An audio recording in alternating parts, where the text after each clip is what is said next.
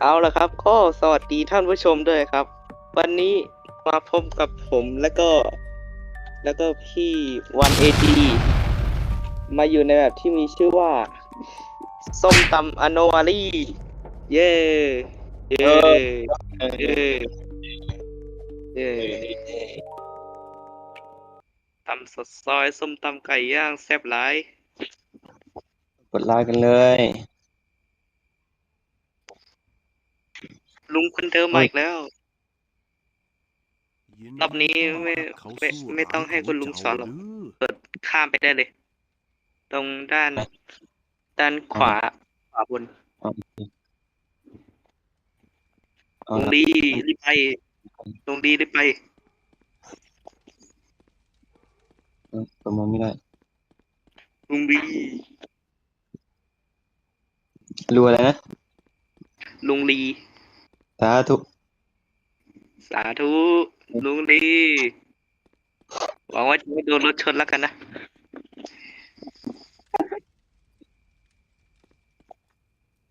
ทำอาหารไปเลยตัวมึงไม่ได้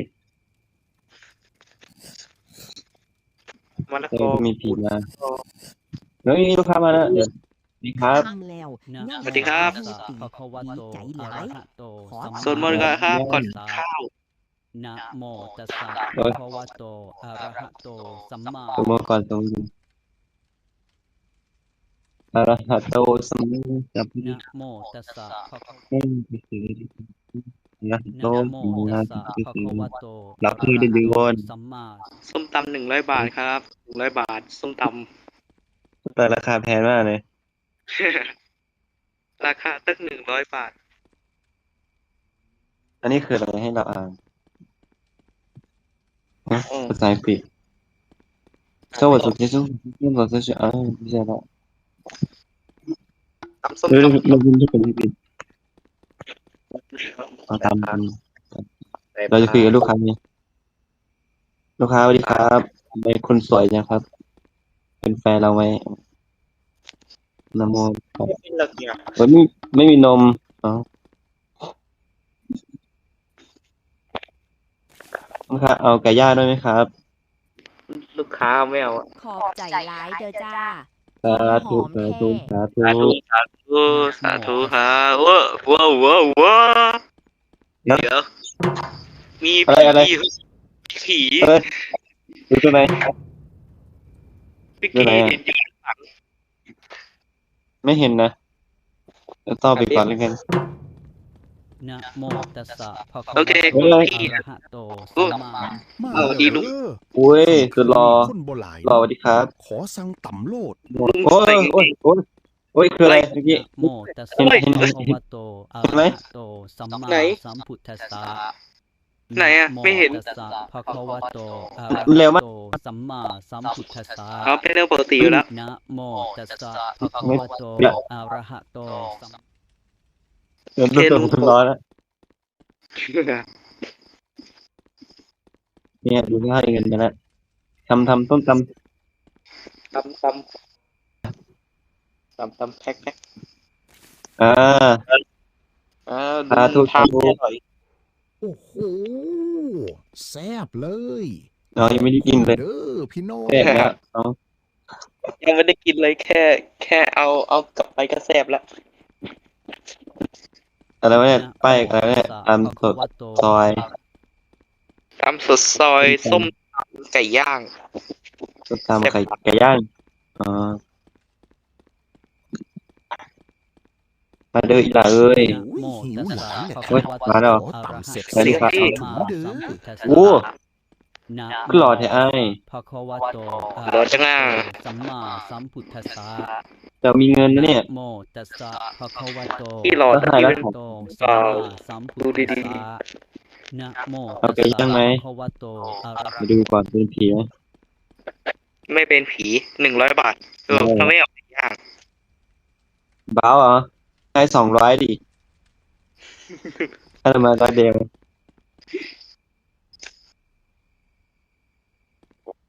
ตำส้ม จะ ตำ หาเลือด ใส่ผัก ต่อยเปล่าฮะเอาไหม พุทโธ เจ้าสวดมนต์อยู่บ่ เจ้า แม่เปิดเป็นพระเจ้าขึ้นไปถึงนานมีผีมาดิไปเอาไปที่แตกโอ้ย แต่เจ้า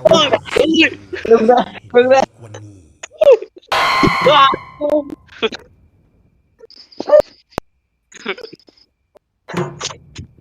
หาไม่ทันละ นะ ลูกค้าไปข้าง เปิดดีไหนทำอะไรไม่ติดไปปุ๊บปัดปุ๊บเตะเอว ๆก็ยังไปตรงไหน ไปเดี๋ยวนี้ไปเลยไป200ตัว มันก็ ตัวก็เป็นท ต้มซ้ำนี่แหละ ำมันเปิด สวัสดีจ้า นะ แม่ โม อยากได้ส้ ตั ม สสะ ตำคลีน ภะ คลี คะ น วะ ทำ โต ได้ปะ ไม่ อันนี้ฝรั่งที่ว่าผมไม่ใช่ผมสีด กิโลคุณนายอะไรวะ ำคนฝ ตัว รั่ ละ ง ไกลกันนะดูก่อน คนฝรั่ นะ ง โมตัสสะภะคะวะโตอะระหะโตสัมมาสัมพุทธัสสะนะโม เพจปกติดี โอเคตำสมตำให้ปะฝรั่งแดด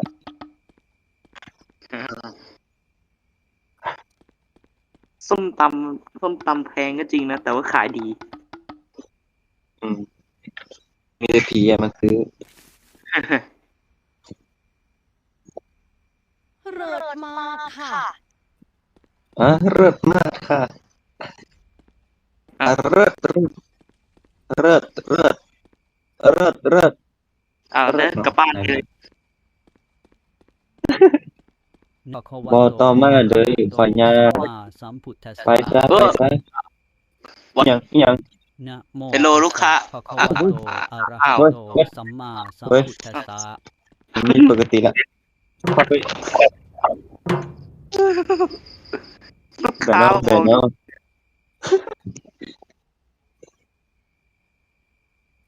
ไม่มา ค้า แล้วลูกค้าแป๊บนึงนะ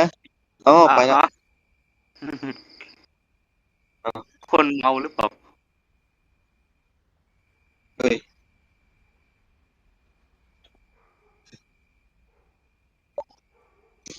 แล้วกลับมาที่เดิม เฮ้ยแปลกๆละ ลูกค้าเมาปะเนี่ย ครับ ขอต่ำเสียบๆจักถุงเด้อ ค้า ไป เมา เลย นะ ไปไปไป โมตัสสะ เราก็ต้องรับไป ภะคะวะโตอะระหะโตสัม ไปซะ มาสัมพุทธัสสะ ไป นะโมตัสสะภะ ไป คะวะ ปะนี่ไปสิ อะระหะโตสัมมาสัมพุทธัสสะ ไปไม่ได้อะ นะโม เดี๋ยว ตัส ผม สะ ให้เลยกัน ภะคะวะโต ลูกค้า ให้100 บาทแม่นะ100 เอ็นไง โอ้ นะ หนึ่ง โม ร้อย ตัสสะภะคะวะโตอะระหะโตสัมมาสัมพุทธัสสะ ทำเลย คนนี้แปลก ใช่ ๆนั่น นั่ง ไง ดู วะ นี่ไง ข่อยข้อหนาเจ้า ว่าเลย มาแล้ว ได้เท่าไหร่ละอุ้ย1,100แล้ว ว้าวอีกนิดเดียวก็ได้จบงานได้แล้ว จบกะ นะโมตัสสะภะคะวะโตอะระหะโตสัมมาสัมพุทธัส Hello สะ โอ้ยโอ้ย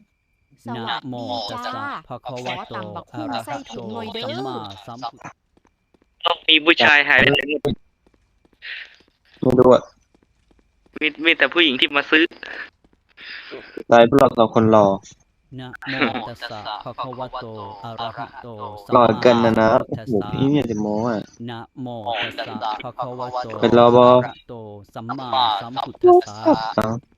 นะโมตัสสะภะคะวะโตอะระหะโตสัมมาสัมพุทธัสสะนะโมตัสสะนะโมตัสสะภะคะวะโตอะระหะโตสัมมาสัมพุทธัสสะนะโมตัสสะภะคะวะโตอะระหะโตสัม ป มา กติ ลูกค้าก็เอาไก่ย่างเลย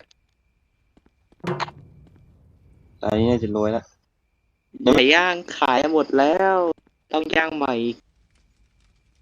มันย่างยังไงอะ ตำใส่ส้มตำลงไป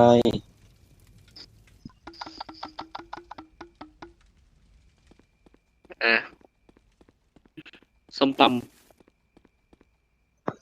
ลูกค้าก็กินให้อร่อย อุ้ยน่ากินค่ะ ขอบคุณหลาย ๆ เด้อ จ้า จ้า แล้วก็รีบไปด้วย ใส่พุทธสัง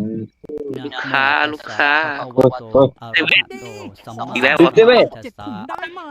ซิกเซเว่น นะ โอ้ โม โห ตัสสะ เอา ภะคะวะโตอะ ถุง ระ เลยเหรอ หะโตสัมมาสัมพุ โอ้ ทธัสสะ ไม่ตลกไม่เอา ด้านไงก็ซิกเซเว่นตรงนั้นอ่ะ ตรงด้านหน้า ไปซิกเซเว่นไป เซเว่น ตรง นะ นี่ซิกเซเว่นเนี่ย ป้าย อ๋อปกติอ๋อเป็นคนเลือดตั้นเหรอที่เซเว่นนี่ปกติไหม ปกติ ไม่ครับ โห พี่ทำไรของพี่ ว้าว น่ากินสุด ๆ ไปเลย เด็กวัยรุ่น เด็กวัยรุ่นเนี่ย ไปแล้วพี่อ๋อพี่อ๋อ เอ้ย เฮ้ย เอ้ เฮ้ ย ยเฮ้ย เฮ้ย เฮ้ยเฮ้ยมนุษย์ต่างดาว สวัสดีครับเอเลี่ยนสวัสดีเอเลี่ยน ครับ สวัสดีครับ ต้อง สวัสดีครับ ครับ คุณมาท่องเที่ยวที่โลกนี้เหรอครับ นะโมตัสสะภะคะวะโตอะระหะ มาได้ไง โต เนี่ย สัมมา แปลแล้ว สง ปลา สัย สงสัยมนุษย์ต่าง ครับ ดาว อยากมาเที่ยวที่โลกนี้บ้าง ไม่คุยกับภาษามนุษย์ต่างดาวอ่ะมาเลยกินกุยไปซะกับกุย มนุษย์ต่างดาว มนุษย์ต่างดาวก็อยากกินส้มตำบ้าง ไป ก็จะเลิกกะได้แล้ว เลิกงาน ลาออก กะเลย สวัสดีจ้า ที่ เฮ้ย เด็กแว้น ข ไว้ อตำบักหุ่งใส่ถุงหน่อ ไม่ ย นี่ เด้ อัน อ นี้คนแก่ เอ๊ะนี่มันรถขอยคนนั้นนี่นา อาจจะเป็นแม่เขาอาจจะเป็น เขา แม่ ไม่มี เขา ป้ายทะเบียนอ้าวรถปลาแล้วเนี่ยอ้าว โดน นะ จับ โมตัสสะ ไป ภะ ทะ คะ เบี วะ ยน โตอะระหะโตสัมมา ป้ายทะเบียนได้พาสปอร์ต ปรุงรส แน่นอน มะ เดี๋ ละ ยว กอแล้วผสมตำ น่า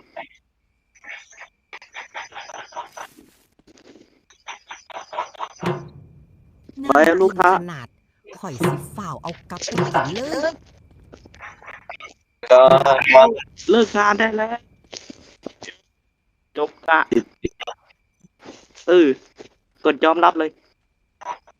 ใช่โอเค เอ้ย เอ้ย ลาออกไม่ต้องมาขายแล้ว ดาวเหมือนกัน ถ้าเป็นผมไม่ขายแล้ว ไม่ขายเหมือนกันไปบอกผู้จัดการแล้วเอา ติดอยู่เพลงอีสานมาติดลิขสิทธิ์ตอนเนี้ย คุณพิยาตกา กับติดที่ดอฟฟี่เดี๋ยว เอาละครับคลิปนี้ก็มีแค่ทางยูทูบก็อย่าลืมไลค์กดแชร์และกด subscribe เพื่อเป็นกำลังใจให้พี่ด้วยนะครับผมแล้วก็คนหนึ่งได้นะครับผมเดี๋ยวพี่ขึ้นนะ